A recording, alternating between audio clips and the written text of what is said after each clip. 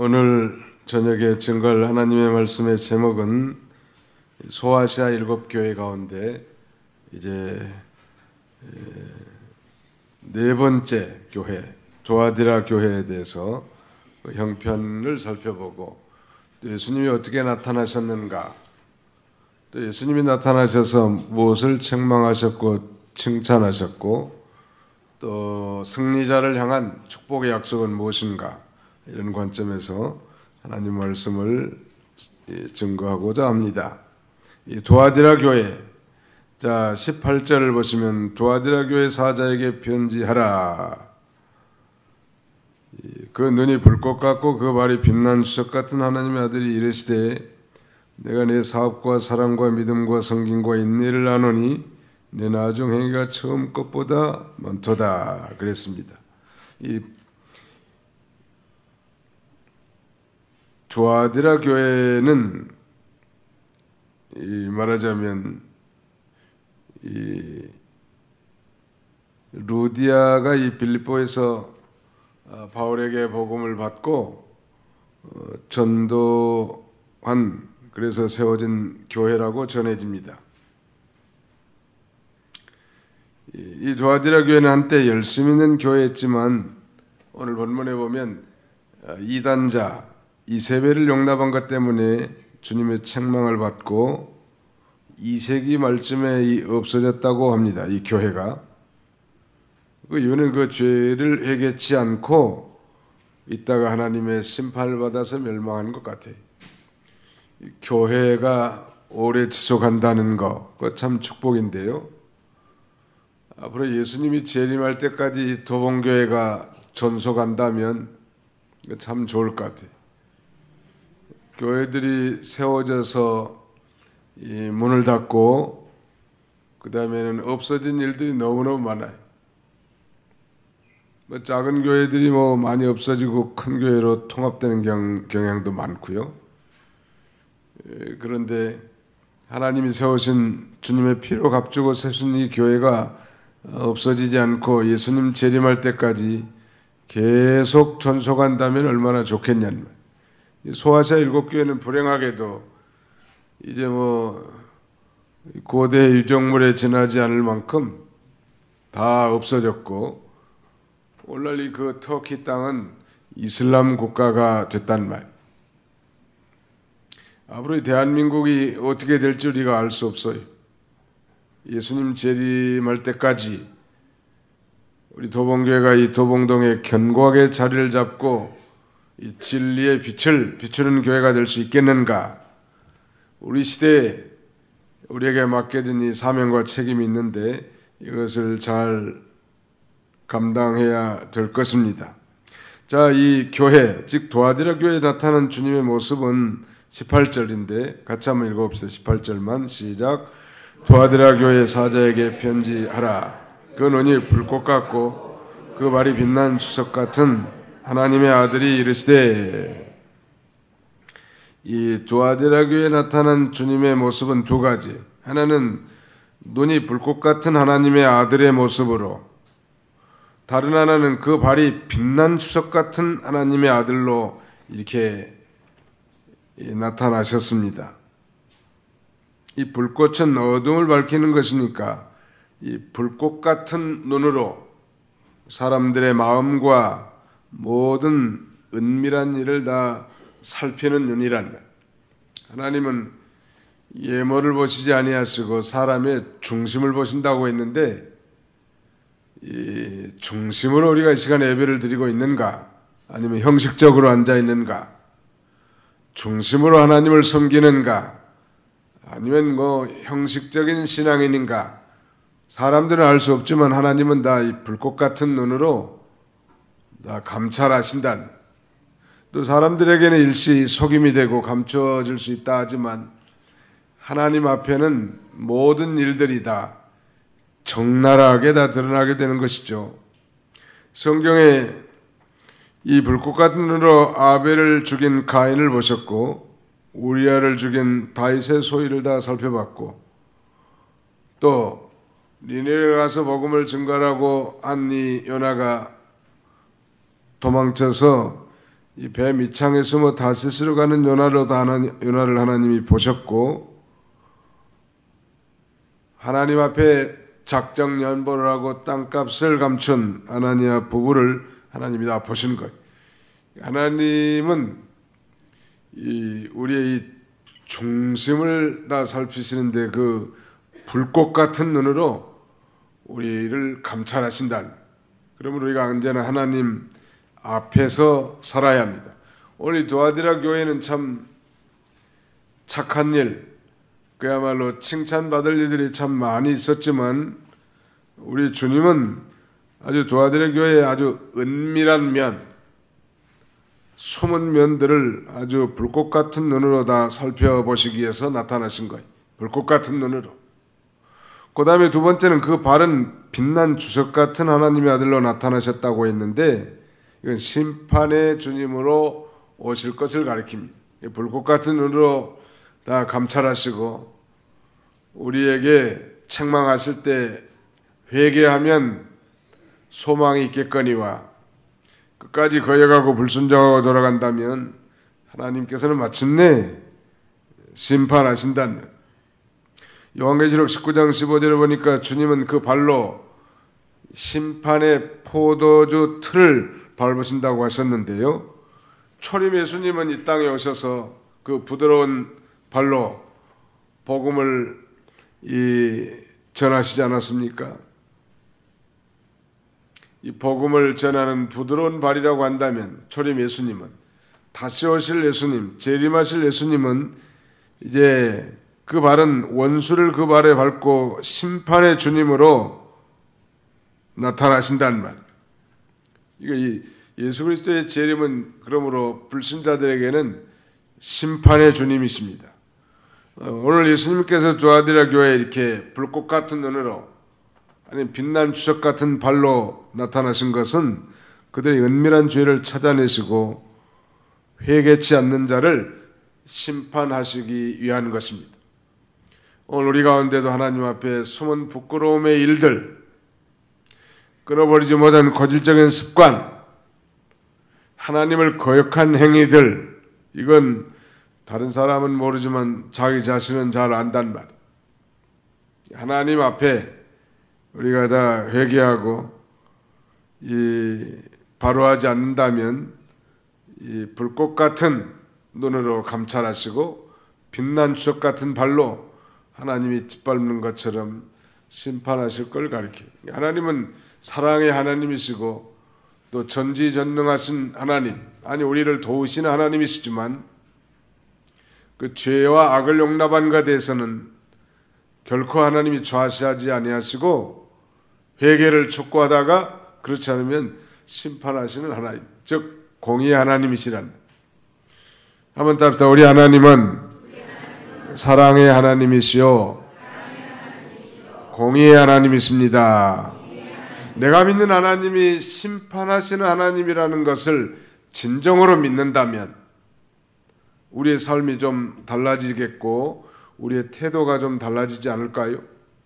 그저 좋으신 하나님, 사랑의 하나님으로만 인식됐다가 심판의 하나님을 맞닥뜨린다면 도대체 이해가 안 된다는 말.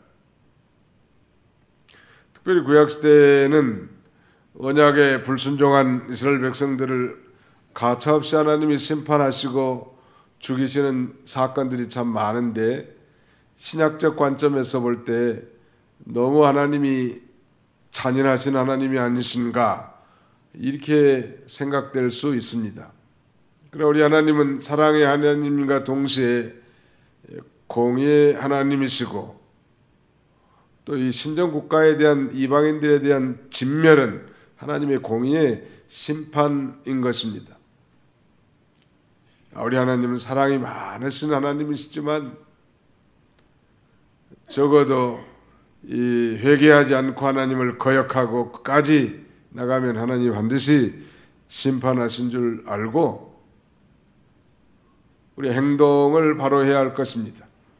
우리 자녀들이 뭘 잘못하면 우리 부모님이 반드시 나를 초달한다, 해초리를 든다, 이걸 아는 아이들은 아무래도 좀 잘못을 덜 할 수 있고 혹시 잘못을 했다가도 멈칫멈칫하면서 그만둘 수 있단 말.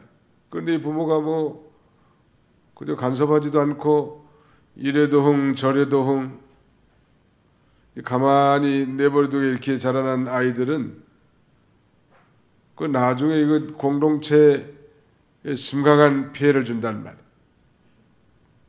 미국에 가서 보니까 적어도 그 사람들에게 배울 수 있는 것은 공공장소에서 어린아이들이 함부로 뛰어다니거나 소리치는 거나 이런 건 아주 엄격하게 제재를 하는데 누가 하냐면 자기 엄마가 그렇게 하더라. 한국도 지금 많이 발전했는데 아직도 그렇지 못한 분이 많아.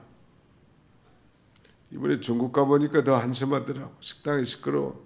온통 뭐 담배 핀 사람들이 가득 차가지고 하도 담배 연기가 심해가지고 그 왕덕수 목사가 이 한국에서 선교사님 오셨는데 담배 좀 삼가하라고. 그러니까 뭐 얼마나 짜대 보는지 그 한족 사람이. 아이들은 뭐 식당에서 뭐 뛰어댕기고 소리 지르고 그래도 누가 하나 제재하는 사람이 없더라. 야, 중국의 경제는 좀 발전했지만 참 갈 길이 먼 나라구나. 선진국이 되려면 그런 생각을 하게 됐습니다. 말씀드릴 요지는 우리 하나님이 사랑의 하나님, 좋으신 하나님, 은혜의 주님 다 좋습니다. 그러나 우리 하나님이 심판하시는 하나님인 것을 우리가 잊지 않아야 된다는 것.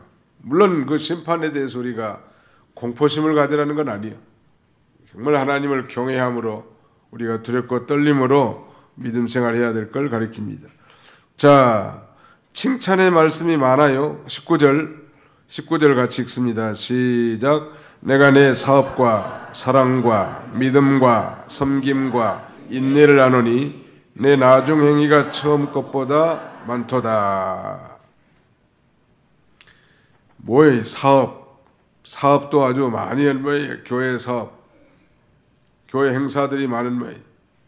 바자회도 하고 뭐 구제 사업도 하고 농어촌교회 봉사도 해주고 아무튼 사업도 많이 하고 사랑과 믿음과 섬김과 인내가 아주 충만한 그런 교회였던 것 같아요.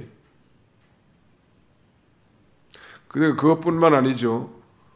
19절 하반절을 보니까 내 나중 행위가 처음 거보다 많도다. 에베소 교회는 처음 사랑을 잃어버린 교회인데 반해서 이 두아디라 교회는 처음의 행위보다도 나중에 이 신앙적 행위가 더 풍성한 교회였단 말. 예수님 먼저 이렇게 칭찬해 줬는데 사업과 사랑과 믿음과 섬김 그리고 인내, 이 사업이란 말은 행위라고 오늘 성경에 되는데 이 번역되어 있는데요. 행위, 이게 사랑과 믿음, 섬김과 인내 다 포함한 말이죠. 사업은 사랑과 믿음은 사랑으로 역사하는 믿음이라고 할 수 있고 섬김과 인내는 그 사랑의 결과로 나타나는 행동들인데 두아디라 교회는 이 사랑 가운데서 역사하는 귀한 믿음을 가졌고 그 결과로 이 사랑에 봉사를 했단 말이에요. 하나님을 위해서 봉사하고 잘 인내하는 그런 교회였습니다. 또 나중 행위가 처음 것보다 많다는 것 참 대단한 거죠. 날이 갈수록 더 많은 봉사도 하고 사업도 하고 풍성해졌단 말. 그런데 예수님께서는 그 많은 그 칭찬한 것들도 있지만 20절에 그러나 내게 책망할 일이 있노라. 자칭 선지자라는 여자 이세벨을 내가 용납함이니 그가 내 종들을 가르쳐 꿰어 행음하게 하고 우상의 제물을 먹게 하는도다. 이 두아디라 교회에 책망한 거 한 가지, 칭찬하는 건 참 많아요. 사업과 사랑과 믿음과 또 섬김과 인내, 그리고 처음 행위보다 나중 행위가 더 풍성한 것, 아주 칭찬거리들이 참 많았는데 한 가지 책망받은 말씀은 이 이세벨 자칭 선지자라고 하는, 즉 거짓 선지자 여자 이세벨을 용납했는데 이 이세벨이 어떤 악행을 행했는가 하면 하나님의 종들을 가르쳐 꿰어 행음하게 하고 우상의 재물을 먹게 했단 말. 요새로 말하면 이 교회를 속화시키는 데 앞장선 사람이 말하잖아요. 세상을 사랑하는 것이 하나님과 원수됨인 줄 알지 못하느뇨. 간음하는 여자들이여, 세상을 짝하는 것이 하나님과 원수됨을 알지 못하느뇨. 교회를 세상 사회와 비슷하게 보고 속화시키는 거예요. 믿음이 없는 사람들은 교회가 자꾸 세상적인 걸 닮아가게 만듭니다. 그게 다 이세벨 운동이에요. 우리가 지금 에베소 교회나 버가모 교회에서 살펴봤습니다만, 이 니골라당의 교훈, 또 이 발람의 교훈도 용납하지 않았습니까? 발람, 그 거짓 선지자를 통해서 행음하게 하고 우상의 점을 먹게 하는 것. 이게 니골라당의 교훈이나 발람의 교훈이나 이세벨의 운동은 다 공통적인 것이 행음과 우상 숭배. 물론 그 행음이라는 건 우상 숭배를 포함하고 있죠. 우상 숭배를 하게 함과 동시에 또 우상의 제물을 먹게 했단 말. 우리가 알고 이게 뭐 제사 음식이라는 걸 알고 먹는 사람은 없겠죠, 당연히. 이방신에게 혹은 조상신에게 제사한 음식을 우리가 알고는 우리의 양심이 먹을 수는 없는 거예요. 그래, 이웃집에서 떡을 한 사발 가져왔는데 뭐 맛있게 해가지고 이게 뭐 제사 음식입니까 아닙니까 물어볼 수는 없잖아요. 근데 그 아주머니가 어제 저녁에 우리 할아버지 제사 음식이라고 말하면 먹어야 돼요, 안 먹어야 돼요? 그 양심의 가책이 된단 말이에요. 그러고 제사 음식이 아니라고 하면 그건 묻지 말고 먹으라고 바울 사도는 그렇게 가르치고 있습니다. 제가 어려서 참 가난하게 살았는데 동네 그 김씨 문종 산이 있어요. 그리고 이 사람들이 1년에 꼭 그 하얀 갓을 쓰고 두루마기 입고 시제를 지내러 한 40-50명씩 와. 우린 산에 나무로 가는데 어느 날 가보니까 묘지 앞에 비석 그 앞에 과자들이 흩어져 있더라.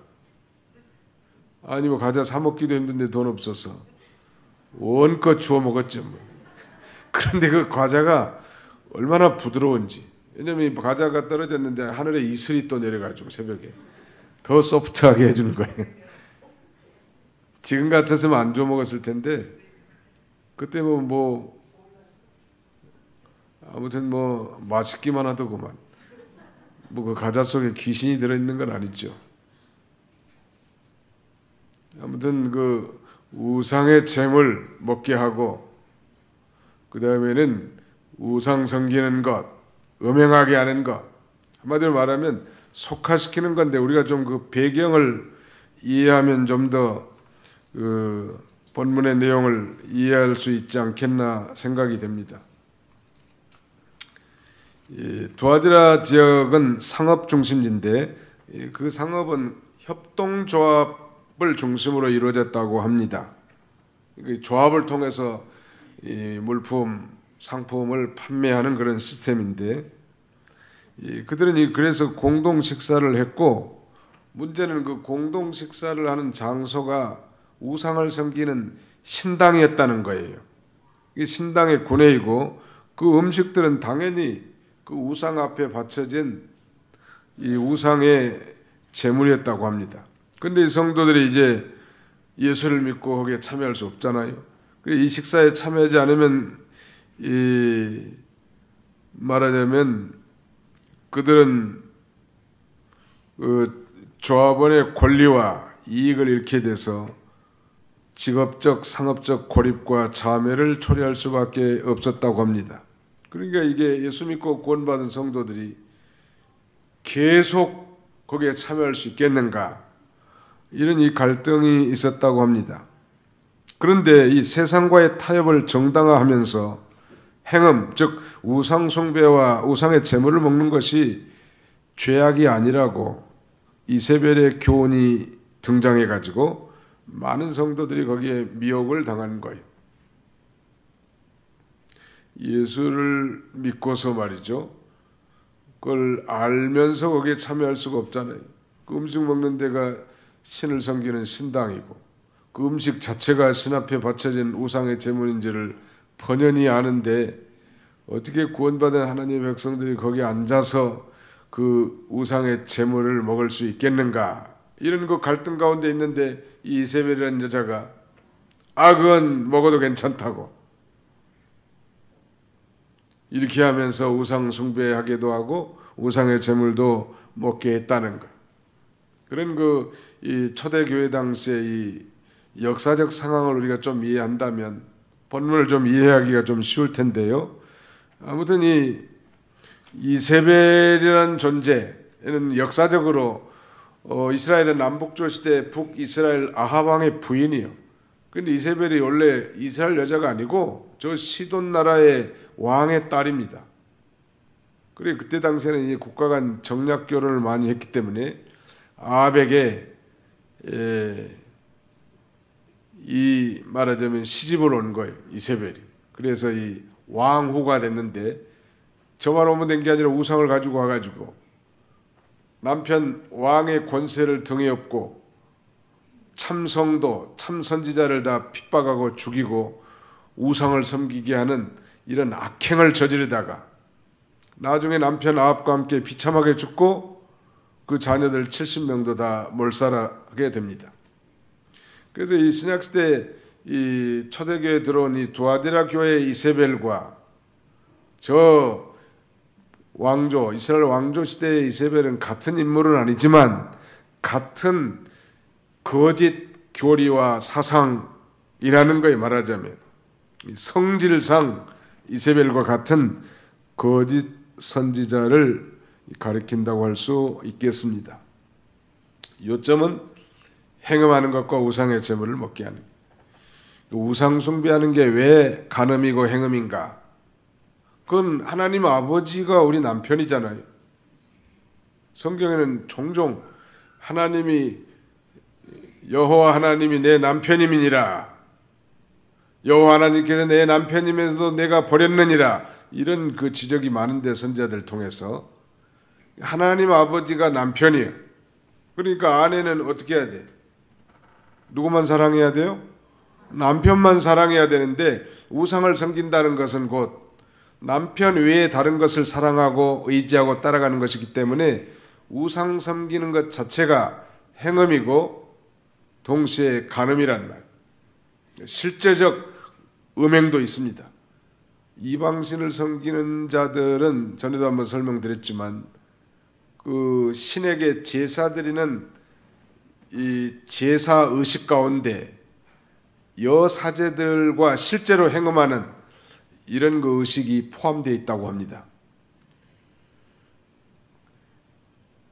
아무튼 어쨌든 간에 이세벨 운동은 교회를 속화시키고 성도를 속화시키는 운동 아닙니까? 아무리 내게 유익이 되고 뭐 돈 많이 벌어주고 친절하게 대해준다고 해도 내 신앙을 속화시키고 우리 교회를 타락하게 하는 그런 세력은 이세벨 운동인 줄 알고 우리가 그걸 물리쳐야 합니다.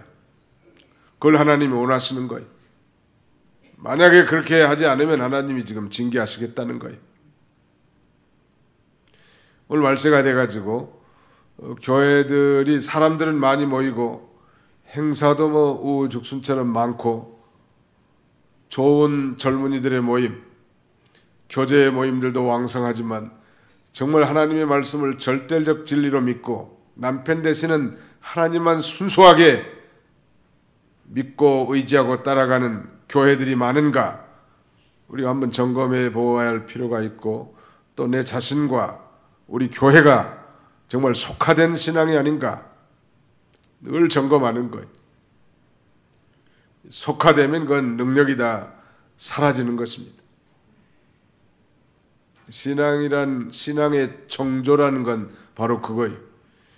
전에는 어려운 일 닥치면 하나님께만 기도하고 늘 성경 읽고 자신의 이 직분과 봉사 일을 최선을 다했는데 이제는 슬슬 한 발 두 발 뒤로 물러서면서 세상을 의지하고 돈을 의지하고 사람을 따라가고 주변을 ጭ삣ጭ삣하는 건 그건 정조가 좀 흐려지는 거예요. 하나님께서는 당신만 사랑하라는 거예요. 어떤 미친 남자가 자기 부인이 자기 외에 다른 이성을 사랑하기를 바라겠냐는 말. 하물며 전능하신 하나님께서는 하나님만 바라보고 하나님만 의지하고 하나님만 사랑하고 아무튼 절대 신앙, 절대 순종, 절대가 붙어. 그때 하나님이 주시는 말할 수 없는 은혜와 기쁨이 평강이 우리 심령 속에 강물처럼 흐르게 되는 거예요. 왜 내 속에 은혜가 없고 왜 내 속에 생수가 중단됐고 왜 내 속에 기쁨과 감사가 사라졌는가? 신앙의 정조를 잃어버렸기 때문에. 기쁨이 없어요. 생수가 흐르지 않아요.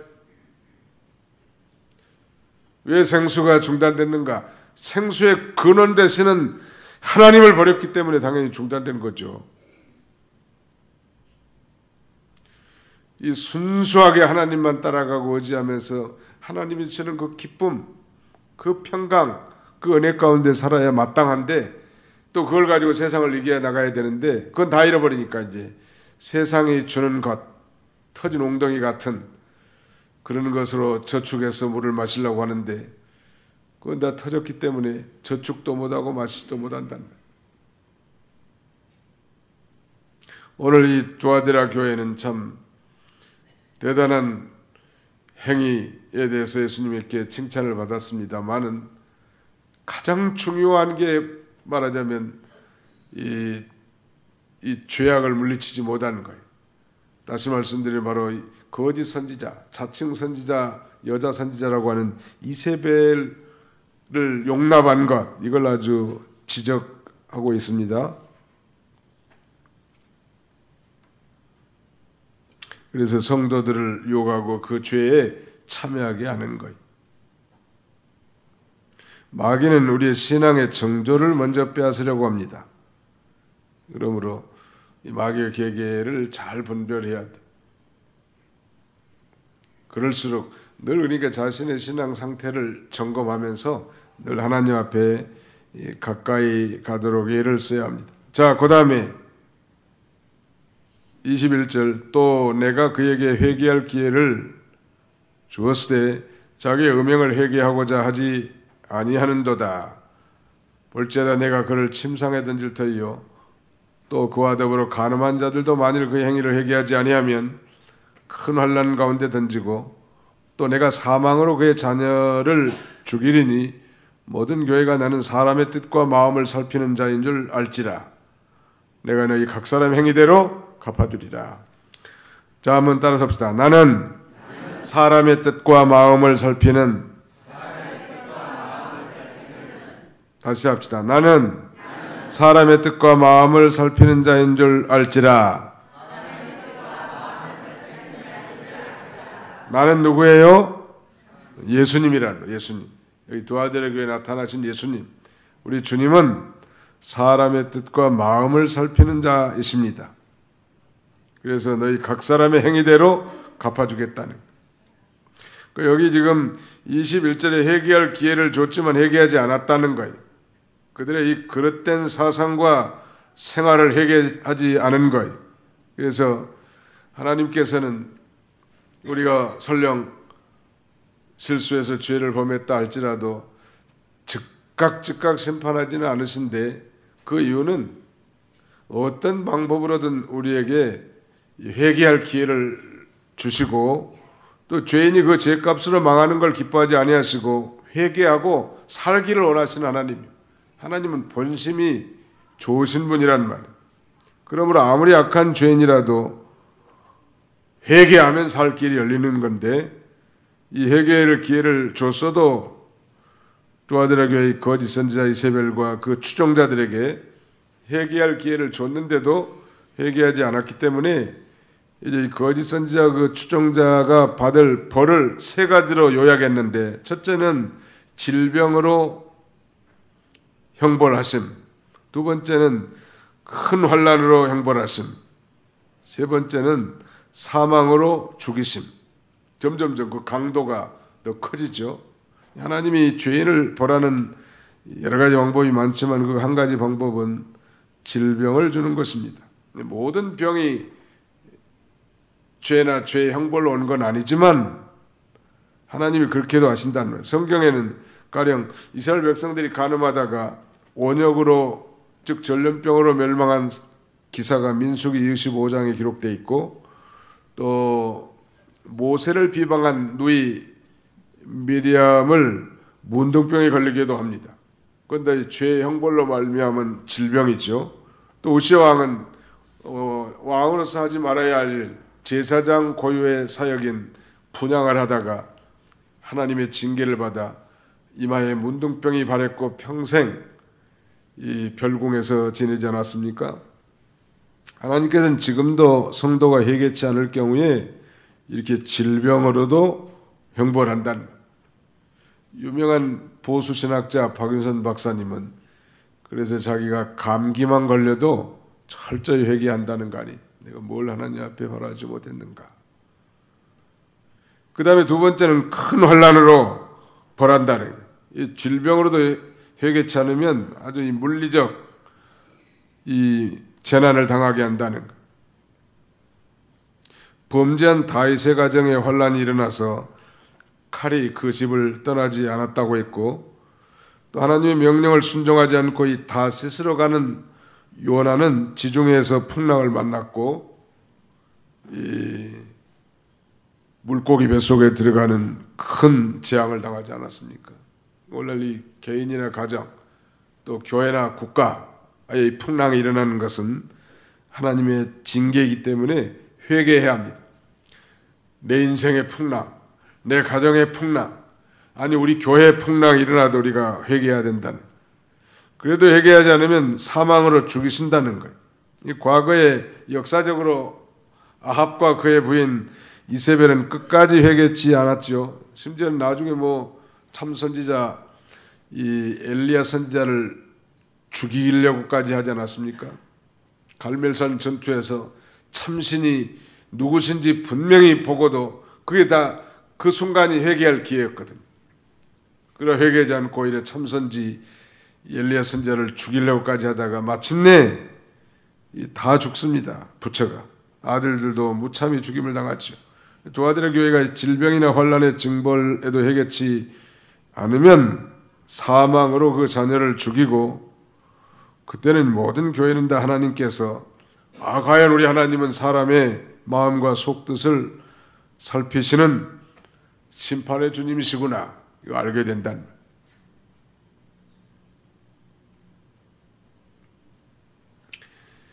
하나님이 우리 성도들에 대한 심판이 즉각 이루어지지 않기 때문에 담대해서 오히려 범죄하고 회개치 않는데, 하나님이 몰라서 그런 게 아니고 우리는 참으로 회개하고 돌이킬 시간을 준 겁니다. 회개하고 바로 서서 복된 길 걸어가라는 거지, 내가 괜찮아서가 아니고 하나님이 안 보셔서 그런 게 아니란 말.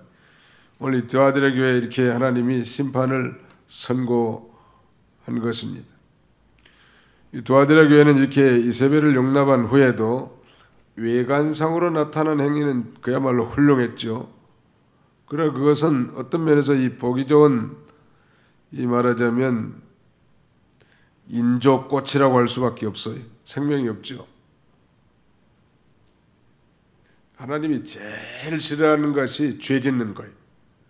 또 성도가 제일 우리 축복을 다 빼앗아가고 성도가 망하는 가장 원천적인 게 바로 죄 짓는 거예요. 역설적으로 우리가 죄가 아니라 죄의 반대 의를 행하고 참성도가 믿음으로 살기만 한다면 하나님이 천지가 다 하나님의 것인데 뭐가 아깝겠냐는 말이에요.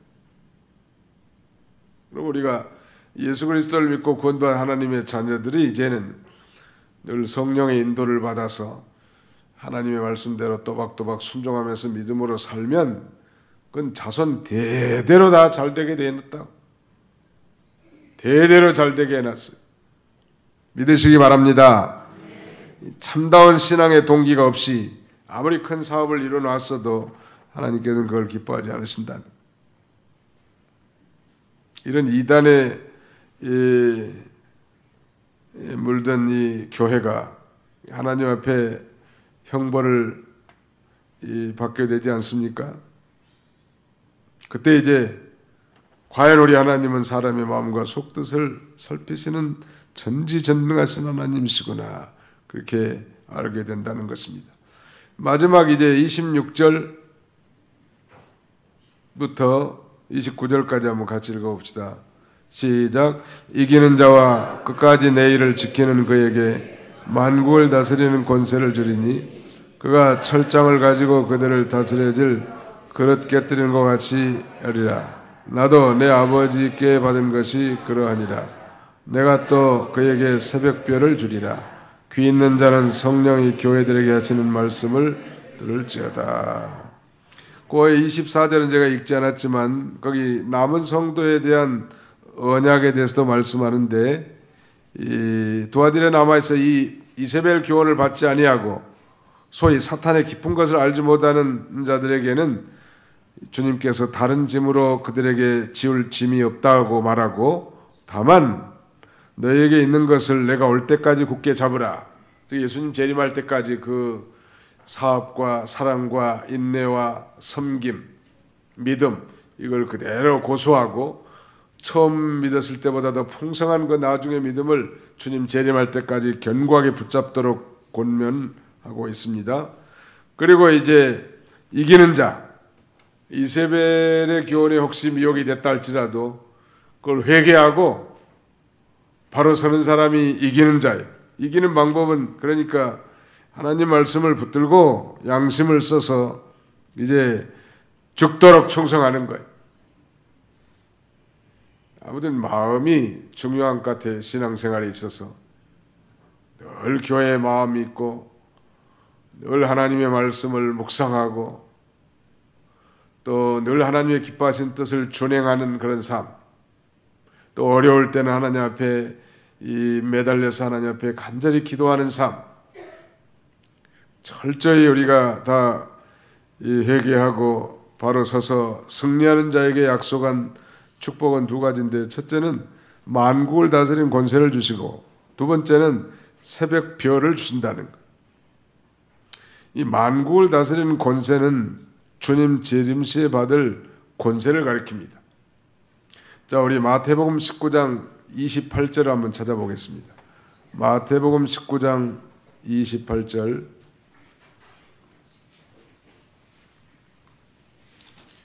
마태복음 제19장 28절입니다. 같이 읽겠습니다. 시작. 예수께서 이르시되 내가 진실로 너희에게 이르노니 세상이 새롭게 되어 인자가 자기 영광의 보좌에 앉을 때에 나를 따르는 너희도 12 보좌에 앉아 이스라엘 12 지파를 심판하리라. 이 세상이 새롭게 되어 인자가 자기 영광의 보좌에 앉을 때, 예수님 재림한 이후에 이루어질 신천신지에서 12 보좌에 앉아 이스라엘 12 지파를 심판하고 다스리는 그런 권세를 주신다. 또 이 땅에서도 하늘과 땅의 모든 권세가 다 주님께 주어졌는데 복음을 전파하고 또 죄악을 이기고 마귀를 정복하고 하나님 나라를 건설하는 자들에게 그 권세 있는 삶을 살게 해줄 것을 포함하고 있습니다. 뿐만 아니라 새벽별을 준다고 했는데, 이건 이 새벽별은 예수님을 가리킵니다. 예수님께서 이 요한계시록 22장 16절에 보니까 자신을 광명한 새벽별이라고 말씀하십니다. 새벽별을 준다는 건 예수님을 주신다는 건데, 예수님을 받은 것보다 더 큰 축복이 어디 있겠습니까? 이걸 구체적으로 해석하자면 예수님의 형상을 닮아가게 준다, 그런 뜻으로 우리가 해석할 수 있겠습니다. 이기는 사람에게 권세 있는 그리스도인으로 살고 이 땅에서 장차 새하늘과 새 땅에서 이 만국을 다스릴 그런 권세에 있는 자로서 우리 주님과 함께 왕노릇하게 해주고, 또 이기는 자에게 광명한 새벽별을 주시는 것처럼 예수님의 형상을 닮아가는 그런 그 존재로 세우시겠다고 약속하고 있습니다.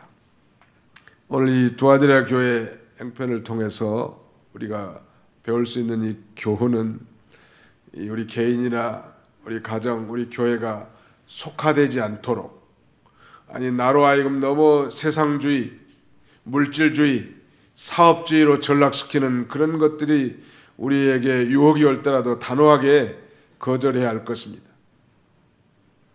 일제말년에 무슨 그 일본의 앞잡이에 선 목사님들이 이 일본 천황에게 참배하는 것, 신사 참배하는 것은 죄가 아니다 그러면서 로마서 13장의 말씀을 들어서 이것은 죄가 아니고 국가의식이라고 선전하고 돌아다녔는데, 그것도 바로 이세벨 운동이죠, 말하자면. 교회를 속화시키려고 하는 거 아닙니까? 성도를 타락하게 하려고 하는 것이고. 아무튼 우리가 쭉 배워왔습니다만 니골라당의 교훈, 발람의 교훈, 또 이세벨의 교훈, 이게 모두가 다 우상의 제물과 행음, 이 두 가지란 말. 이건 한마디로 말하면 성도를 속화시키는 거예요. 교회가 사실은 세상을 이 변학시키는 그런 기관이지, 교회가 세상을 닮아가는 기관은 아닙니다. 근데 오늘은 불행하게도 세상이 교회를 향해서 손가락질하는 그런 시대가 됐는데, 우리가 회개하고 정결한 처녀가 한 남편을 사모하는 것처럼 우리 성도가 하나님 아버지만을 사랑하고 또 하나님 말씀만 절대 순종하는 복된 삶을 사는 저와 여러분들이 다 되시기를 주님의 이름으로 축원합니다. 기도합시다. 살아계신 우리 아버지 하나님 감사합니다. 이 저녁에도 저희를 불러주시고 두아디라 교회를 통하여 우리에게 이 순수한 신앙을 보존하도록 권고하신 우리 아버지 하나님의 은혜와 사랑을 감사합니다. 우리 가운데 어떤 죄악, 어떤 악도 용납하면 그것이 곧 우리 개인이나 성도나 교회를 이 부패시킨다는 사실을 우리가 알고 늘 깨어서 기도하며 전심으로 주님을 쫓고 절대신앙, 절대 순종의 삶을 살아가는 그런 저희들이 다 되게 해주시길 원합니다. 이기는 자에게는 만국을 다스리는 권세와 새벽별을 주신다고 했사오니 우리가 이 권세 있는 전도자로서 이 땅에서 복음을 증거함으로 만인을 주님 앞에 돌아오게 할 뿐만 아니라 장차 주님 재림한 이후에 권세 있는 하나님의 자녀로서 주님과 함께 이 세상을 다스리는 능력 있는 그리스도인들이 다 되게 해주시기를 원합니다. 우리 교회가 이 마지막 시대에 음란방탕하고 타락한 시대에 존재하지만 참으로 거룩하고 순결한 교회로 세워져 나가도록 우리 모두가 피차 노력하고 세워나가는 저희 모두가 다 되게 하여 주옵소서. 예수님의 이름으로 기도하옵나이다. 아멘.